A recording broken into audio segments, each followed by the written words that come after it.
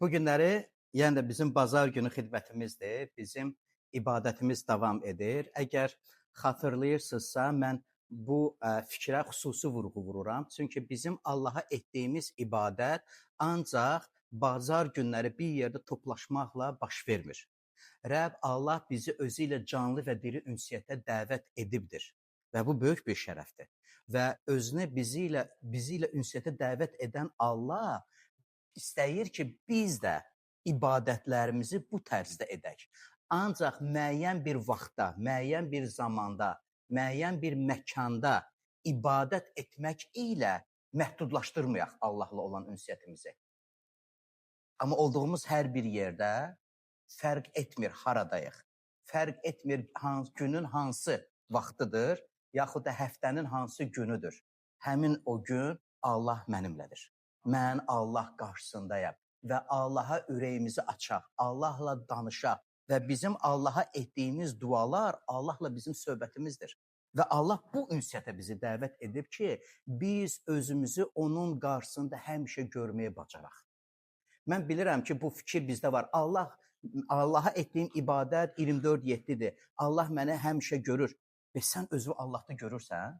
Gördüyün işlərdə, münasibətdə, evdə, iş yerində özünü Allahla görürsən və sənin ürəyin səni öz məhəbbəti ilə cəlb edən Allaha nə qədər bağlıdır. Mən istəyərdim bir ayə oxuyaq. Çox maraqlı və vacib olan bir ayədir. 1-ci Korinfillər məktubu, 1-ci fəsil, 9-cu ayə.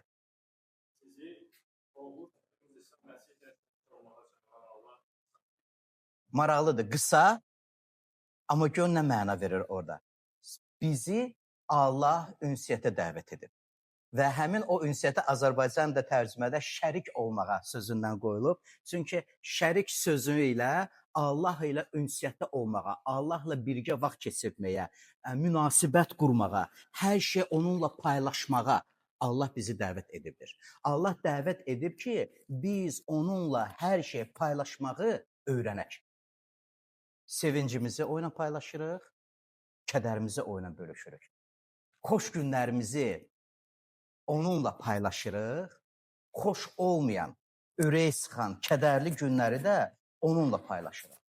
Allah bizi özü ilə şəxsi dostluğa dəvət edibdir. Maraqlı ifadədir ya, xoş gəlmişsiniz. Biz məsihçilər, mən dəfələrlə bunu vurğulayıram, biz maraqlı sözlərdən istifadə edirik və bu sözləri biz özümüzdən icad etmirik ki, biz istəyirik belə olsun. Bunları müqəddəs kitabdan öyrənirik. Allah bizi özü ilə şəxsi dostluğa dəvət edibdir. Bu da nə qədər böyük bir şeydir. Allah öz tərəfindən aydın şəkildə deyir ki, o bizə sadiqdir. Allah öz tərəfindən sədaqətli olduğunu vəd edir.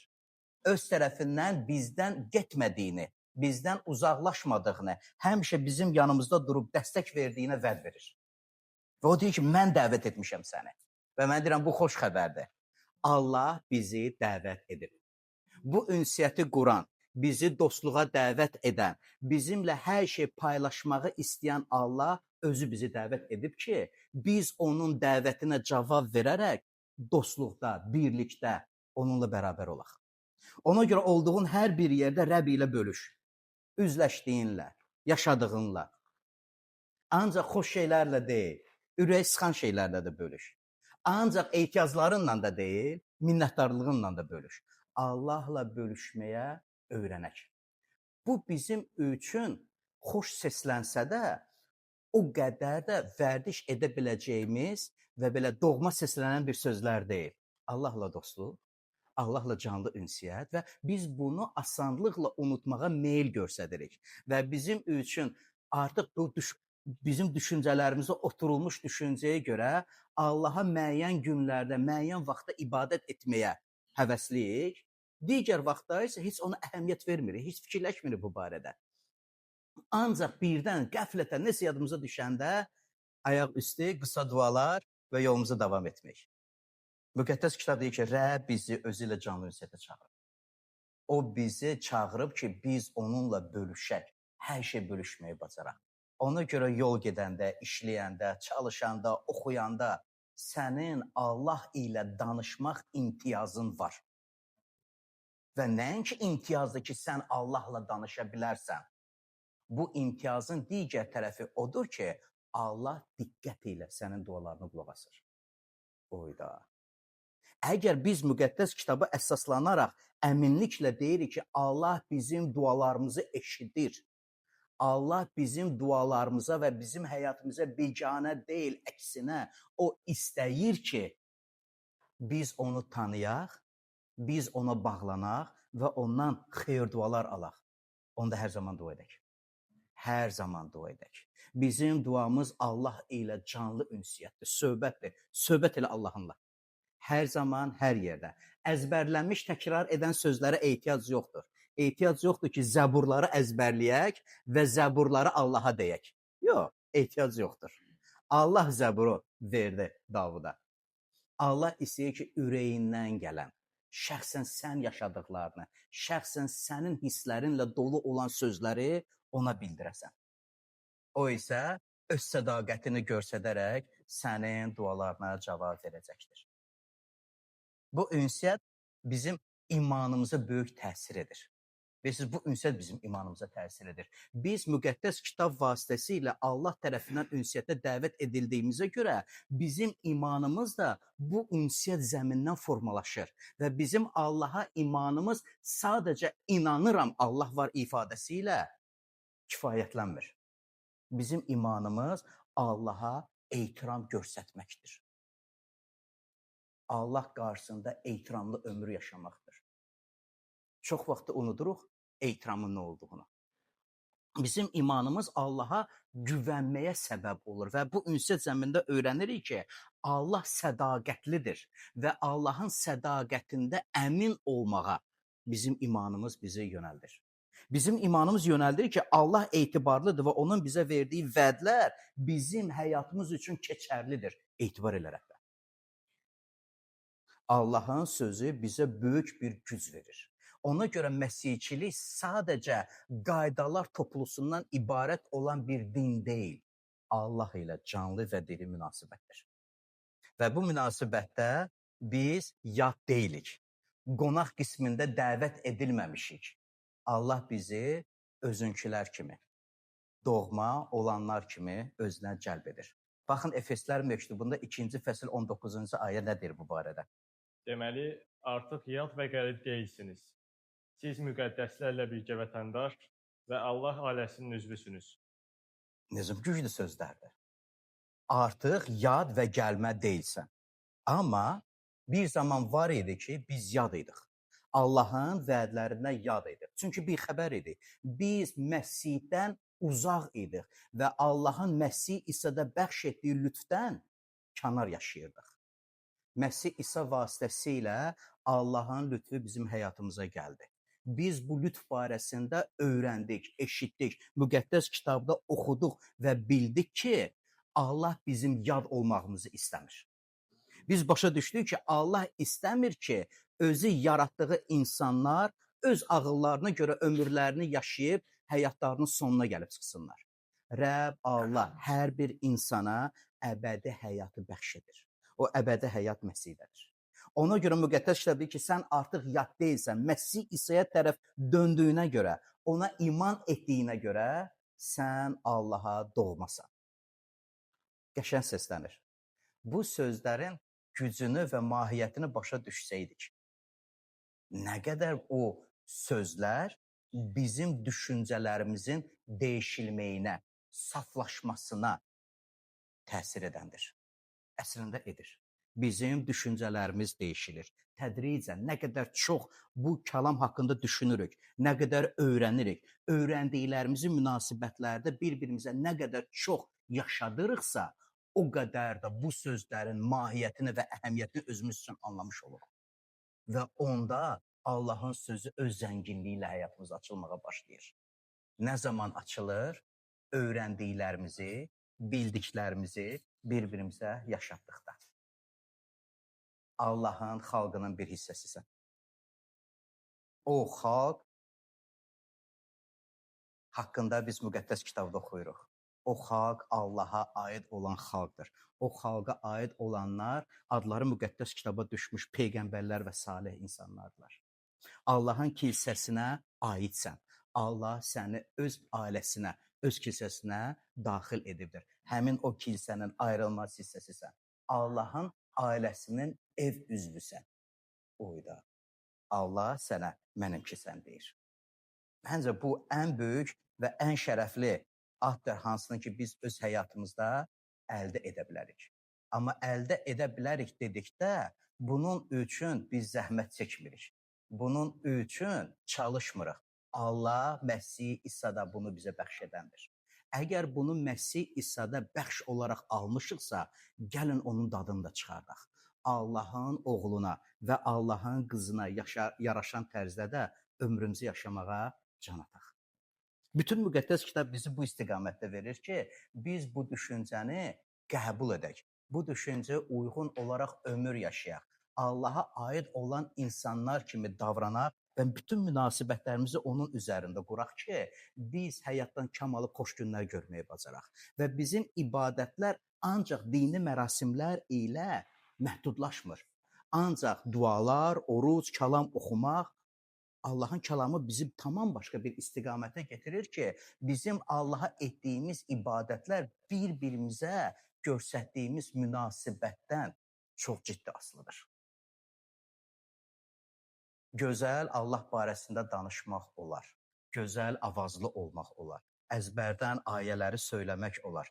Amma ürəyində əgər Məsihi yaşatmırsansa, əgər ürəyində yaşatdığın Məsihi nitqində səsləndirmirsənsə, əgər ürəyində yaşatdığın Məsihi münasibətlərində göstərə bilmirsənsə, o da bu barədə ciddi düşünmək lazım olacaq. Məsihə aid olmağımız, Allah adamı olmağımız, Allaha aid edilməyimiz bizim daxili təbiətimizdə yer almalıdır ki, bizim düşüncələrimizdə, münasibətimizdə və rəftarımızda da görsənsin. Qorəb xeyir-dua versin ki, bu şeyləri eşidəndə bunun vacib olduğunu da öz həyatımız üçün qəbul edək və öz-özümüzə sual verək. Mən nə qədər başa düşürəm ki, Rəbb mənim həyatımda nə işlər gördü? Məsihə məxsus olmağım mənim üçün nə deməkdir? Nə qədər mən çox bu şeyləri qəbul edirəm və mənsublaşıram. Bu mənimdir, mənə aiddir. Müqəddəs kitab mənimdir. Müqəddəs kitabda yazılan vədlər mənə aiddir. Allah bu vədləri mənə və mənim övladlarıma nəsib edir. Gəlin bu barədə düşünək və bunun üçün can atan buna həvəsli olaq. Mən deyərdim ki, biz axıra qədər də bəlkə də başa düşmürük. Nə qədər güclü təsiri var Allahın sözünün bizim həyatımızda. Biz sadəcə etibar edirik. Biz müqəddəs kitabda oxuyuruq və görürük ki, ilk məsihçi cəmiyyəti Yerusəlimdə formalaşanda onlar bir yerdə vaxt keçirtməyə can atırlar. Və biz Allahın kəlamına etibar edirik. Kiçik etibarlar. Elə yazılıbsa, mən belə də etmək istəyirəm. Və bu balaca iman addımları bizim üçün böyük bir dəyişikliyə səbəb olur. Həvarilər bir yerdə yığışırdılar, bərabər ibadətlər keçirdirdilər. Bu bərabər ibadətlərdə onlar Allahı izzətləndirirdilər. Bərabər ibadətlərdə onlar bir-birlərinə xidmət edirdilər. İmanda sabit qalmaqlarından ötəri bir-birlərini təşviq edirdilər. Aldığı ənam ilə xidmət etmək, aldığın ənam ilə ətrafında olan insanların ruhani inkişafı üçün zəhmət çəkmək. Beləliklə, Məsih İsa'ya iman edən bizlər ancaq özümüz barəsində düşünmürük. Mənə yaxşı olsun. Mən özüm bilim, bilik əldə edim, mən öz dualarımda daha da sabit olum, dualarımda daha da yaxşı sözlərdən istifadə edim və əgər biz 5 il bundan qabaq etdiyimiz dualara diqqət yetirsək və indiki dualarımıza diqqət yetirsək, yəqin ki, böyük fərq var.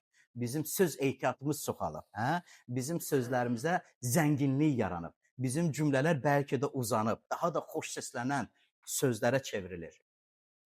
Biz yanımdakına mən kömək edirəm, dua etsin. Nə qədər yanımda olan insana Allaha şəxsi ünsiyyət qurmaq üçün mənim köməyim keçir. Dualar etməyi üçün mən ona nə qədər öyrədirəm ki, o da dua etsin. Yoxsa ki, özü bir gün dua edər, öyrənər. Yox, gəlin bir-birimizi bu işlərdə kömək edək. Gəlin bir-birimizə bu şeylərdə dəstək olaq ki, insanlar, ətrafımızda olan, bir cəmiyyətə aid olan insanlar, onlar da ruhani inkişafdan geri qalmasınlar.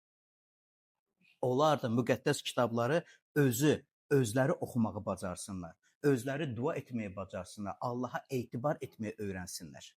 Bu bizim Məsihin cəmiyyətinin üzərinə düşən öhdəliyimizdir. Deməli, bizim öhdəliyimiz şəxsən mənim ürəyim Allaha bağlı qalmağından yanaşı, mənimlə bir cəmiyyətə aid olan insanların da ürəyi Allaha bağlı qalmasıdır. Bu hər birimizin öhdəsidir. Və bu öhdəliyin necə gəlirik? Bu öhdəliyi necə həyata keçirdə bilirik? Məncə bu barədə düşünməliyik. Bu barədə dua etməliyik və bunun üçün əlimizdən gəldiyini etməliyik. Bu çox vacibdir.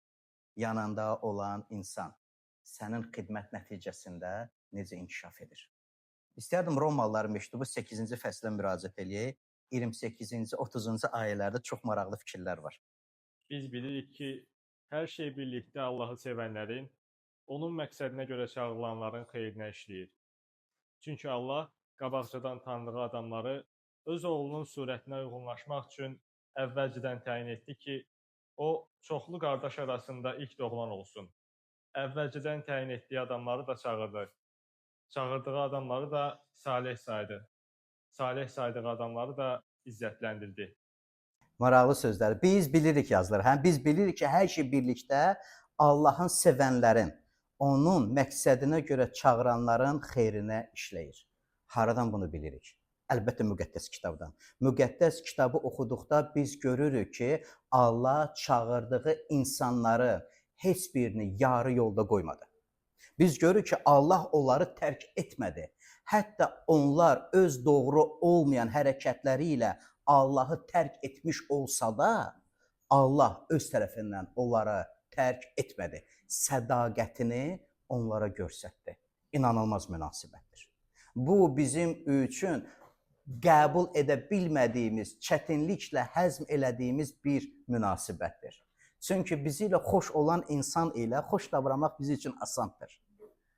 Amma bizə tərs üzünü görsə də, qulağımıza xoş olmayan sözü deyən insanla məsafə saxlamağa meyilliyik. Asanlıqla, yox? Asanlıqla uzaqlaşmağa meyil göstəririk, nəinki anlamaq, başa düşmək və davamlı xidmət etmək.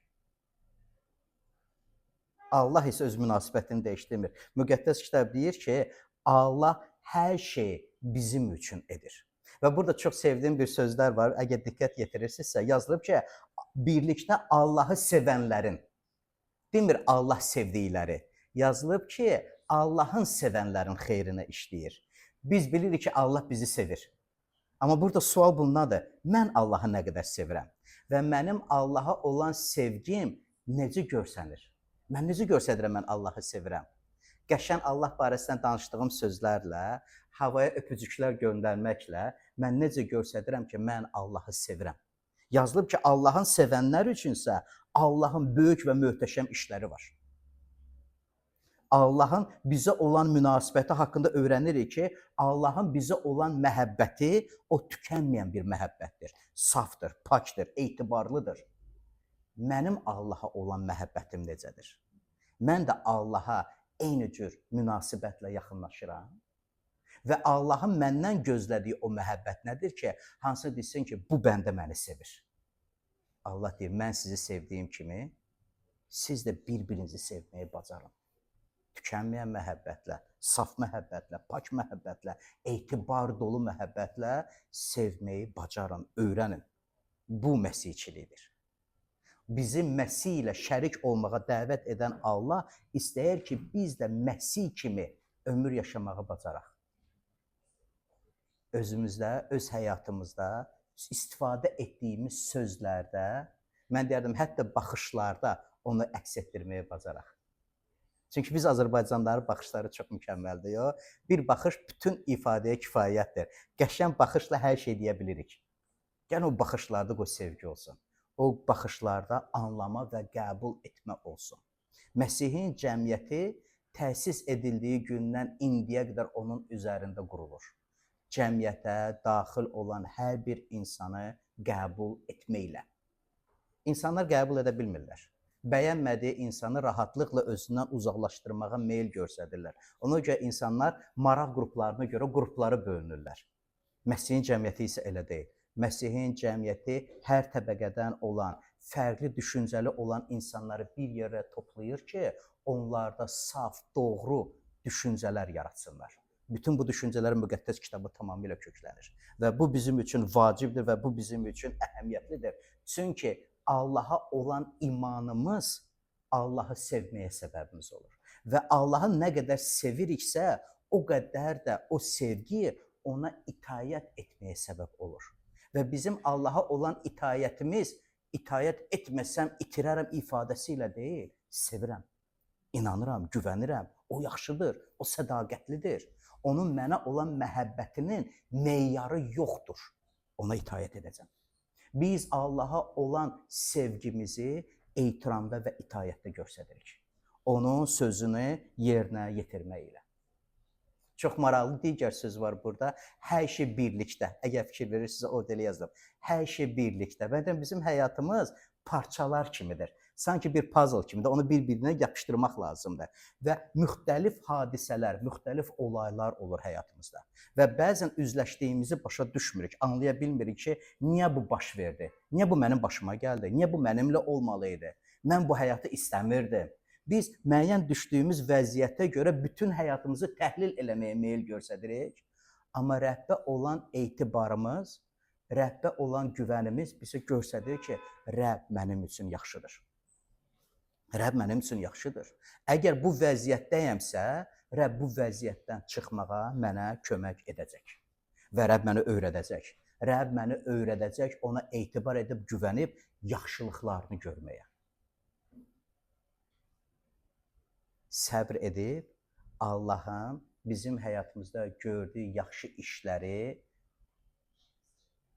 başa düşməyə, onları qəbul etməyə meyl göstəririk.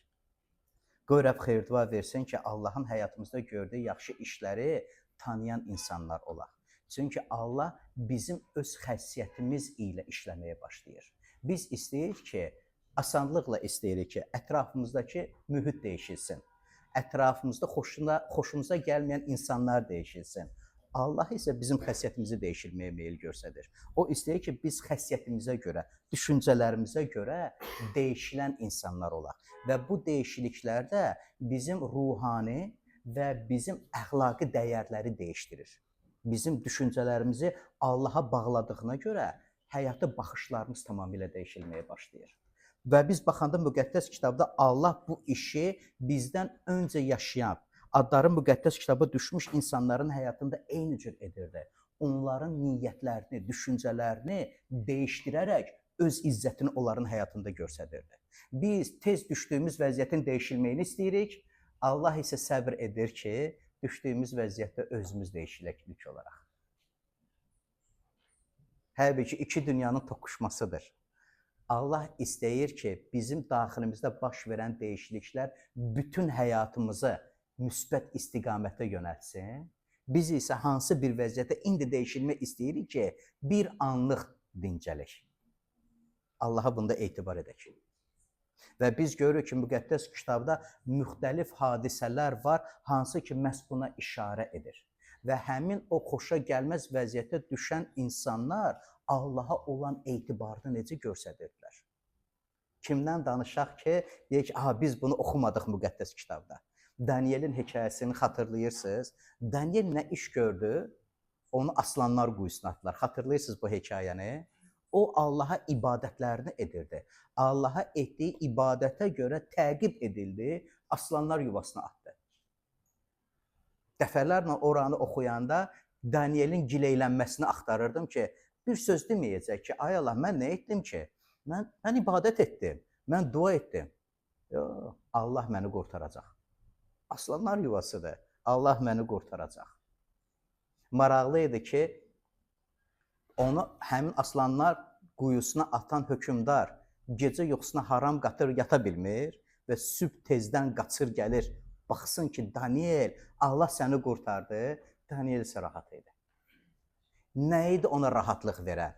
O, həyatına görə belə əylikeyf, biganə insan idi. Yox, Allaha güvənən idi. Biz Məsihin, həvarilərin həyatına baxırıq ki, Məsihə görə onları türməyə salırdılar. Onlar isə ilahilər oxuyub Allaha tərənnüm edirdilər. O yüzden mən deyirəm, hər düşdüyün vəziyyətdə, xoşa gəlməz vəziyyətdə, çətin bir vəziyyətdə Allahı tərənnüm edən insan ol. Biz hələ çətinliklərdə Allaha etibar etməyi və Allaha güvənməyi öyrənirik. Bilirsiniz nəyə görə öyrənirik? Çünki çətinlikdə Allaha etibar etməyə öyrənsək, rahatlıqda, firavanlıqda, xoş gün görəndə ürəyimiz Allahdan dönməyəcək. Bilmirəm, hansı sınaq daha yaxşıdır? Çətinliklə üzləşmək, yoxsa rifahla üzləşmək? Bir çoxları xoş gün görəndə, rifaha çıxanda Allahı unutmuş oldular. Biz isə elələrdən deyilik. Yox, biz xoş gündə də, biz sıxıntıda da, biz genişlikdə də və dar gündə də Allaha güvənən insanlarıq. Biz bunun vacibliyini və əhəmiyyətini dərk edirik. Ona görə hər bir vəziyyətdə Rəbb mənimləsən və bu vəziyyətdə məni qurtaran Allahım sənsən. Heç bir hadisə, heç bir üzləşdiyin vəziyyət təsadüf deyil. Hadisələr təsadüf deyil. Ağrılar boşuna deyil. Hər bir işin arxasında Allahın bizim üçün xoş olan niyyəti öz yerini tutacaqdır. Çətinliklərin məqsədi var. Həyatda üzləşdiyimiz hər bir çətinliyin bir məqsədi var. Allaha çətinliklərdə etibar edən olaq. Bunların hamısı bizim yenilənməyimizə, bizim dəyişilməyimizə səbəb olur. İstəyərdim John Stott'un bir ifadəsinə baxaq. John Stott bizim o dünyasına artıq dəyişilib, amma ki bizim əsrin ən dahi insanlar siyasına düşüb. Məsihçidir. Çox maraqlı bir ifadəsi var onun. Allahın məqsədi insanı razı salmaq deyil, Məsihə bənzətməkdir. Ona görə Allah hər şeyi bizim transformasiyamız üçün istifadə edir. Bir maraqlı bir söz deyim sizə. Allah bizi razı salan Allah deyil. Biz istəyək ki, Allah ancaq bizim dediklərimizi etsin. Bu səhv yanaşmadır. Bu yanaşmada Allaha ehtiram yoxdur. Bizim düşüncələrimiz, ya Rəbb, sənin iradən olsun mənim həyatım üçün. Mən öz arzu istəklərimin dalısıca gedən deyiləm. Öz arzu istəklərimlə yaşayan deyiləm. Sənin xoş niyyətinin həyatımda icra olmasını istəyirəm. Bizə həyat bəxş edən Allah bizim yaxşılığımızı düşünəndir. Ona etibar edin. Qoy dualarınızda bu sözlər səslənsin. Ya Rəbb, sənin iradəni axtarıram. Mənim arzularım, planlarım var, amma mən istəyirəm ki, sənin dediyin mənim həyatımda olsun. John Stott deyir ki, Allahın məqsədi insanı razı salmaq deyil, insanı məmnun etmək deyil, insan Allahı razı salmaq yollarını axtarmalıdır. O bizi yaradan və bizə həyat verəndir. Allah istəyir ki, biz Məsihə bənzəyək, Məsihi öz həyatımızda əks etməyi bacaraq. Bunu necə edə bilərik əgər müqəddəs kitabı yaxşı öyrənmiriksə? Nə qədər vacibdir müqəddəs yazıları yaxşı başa düşmək? Nə qədər vacibdir Məsihin həyatını müjdələrdə öyrənmək ki, onun kimi də davranan insanlar olaq. Ona görə Allah hər şey bizim dəyişilməyimiz üçün edir. Allah həyatımızda üzləşdiyimiz hər bir şey bizim dəyişilməyimiz üçün edir. Xatırlayırsa Romalılar 8-ci fəsil, 28-ci, 30-cu ayələr. Biz bilirik, hər şey birlikdə Allahı sevənlərin xeyrinə işləyir. Hər şey həyatda bunu işləyir. Allah bütün dünyanı seyr edib öz məhəbbətini Məsih İsa'da aşkar etdikdə o məhəbbətə cavab verən bizlərə xeyir dua vermək istəyir. O xeyir duanı qəbul edək, o xeyir duanı öz həyatımızdan buraxmayaq. Onun üçün mən 3 dənə belə bir şey yazdım. Yəqin orada səslənsə, hə? Həyatda üzləşdiyin hər bir hadisənin mənalıdır. Ya da İlham, sənin sesin daha yaxşıdır. Həyatda üzləşdiyin hər hadisə mənalıdır. Başa düşürsə o ifadəni, heç nə boşuna deyil. təsadüf yoxdur. Biz Məsihə özümüzü aid edənlər, biz lotereya oynamırıq. Biz bəxtə getmirik. Biz Allaha güvənirik. Heç nə təsadüf deyil. Və heç nə təsadüf deyil deyəndə mən ancaq o yerdən pul tapdım. Ay mənə gözəl hədiyyə etdilər. Ancaq onları demək istəmirəm. Xoşa gəlməyən vəziyyətlər, ürəyi sıxan anlar. O təsadüf deyil. Orada Allahın əli var. Allah mənimlədir. Aha. Boş hadisələrdə, ağırlı hadisələrdə Məsihə bənzəmək üçün faydalıdır. Heç nə təsadüf deyil. Heç nə təsadüf deyil. Aha. Ruhani böyümə məqsəddir. Kilsənin işi insanları sadəcə xilas olmaq üçün çağırmaq deyil. Məsih xarakterini onlarda formalaşdırmaqdır. Bu məqsəd ilə şagirdlik dərslərini keçirdik. Ona görə biz şagirdlik dərsləri keçiririk ki, və bunda əsas məqsəd bizim xəssiyyətimizin dəyişilməyidir. Çünki əgər özümüzü Məsihə aid edərək köhnə təbiətə görə kobud, yaramaz, acıdil, yersiz danışıb hərəkət ediriksə, orada biz özümüzü aldatmış oluruq. Biz özümüzü Allahın bizə bəxş etdiyi vədlərdən məhrum etmiş oluruq. Çünki bizim ürək niyyətimiz Allaha bağlı olmalıdır və bizim ürək istəklərimiz Allaha uyğunlaşmalıdır. Çətinliklər yenilənməyimiz üçün gəlir. Bu ağırdır. İmanlı nə vaxt böyüyür? Sınaqda, çətinlikdə, təqiblərdə, mübarizədə. Çünki üzləşdiyimiz vəziyyətlərdə nə qədər də Allaha etibar edəcəksə, o qədər də köhnə xasiyyətimizə görə deyil, Məsihin xarakterinə uyğun davranmış olacaq. Çətinliklər yenilənməyimiz üçün gəlir. Bu ağırdır. Çünki heç kim çətinliklə üzləşmək istəmir. Yox. Heç kim istəmir ki, qarşı durumu olsun həyatında. Hamı istəyir ki, hamı onunla mehriban, xoş, mülayim rəftar etsin. Yox, hamı bunu arzulayır. Və xüsusilə də əgər sən başqalarının bu münasibəti göstərirsənsə, əlbəttə digərlərin də səninlə xoş münasibətdə olmasını gözləmək təbiidir. Amma mən istəyərdim sizə deyim ki, həmişə belə olmur. Həmişə belə olmur. Xoş münasibət göstərəcəksiniz, bəlkə cavabsız qalacaq. Ürəkdən nəsə etmək istəyəcəksiniz, bəlkə bunu başa düşməyəcəklər. Amma qoy sizin ürəyinizdə o acılıq yer almasın. Nə ediriksə Rəbb naminə edək. Nə ediriksə Rəbbi sevdiyimizə görə edək. Bəndə başa düşməsə də biz bunu davamlı edək. Çünki bizim ürək niyyətimiz və ürəyimizin istəkləri sevdiyimiz Allaha bəllidir. Onu sevdiyimizə görə bunu edirik. Üzləşdiyimiz çətinlikləri isə bizə kömək edir. Xoşa gəlməz vəziyyətlər, ağrılı günlər, təqiblər, qarşı durmalar bizim içimizdə özümüz də bilmədən topladığımız hər bir şeyi yığıb saxlayır. Bilirsiniz, insanın üzü haçan açılır? Ayağını tapdalayanda. Yox.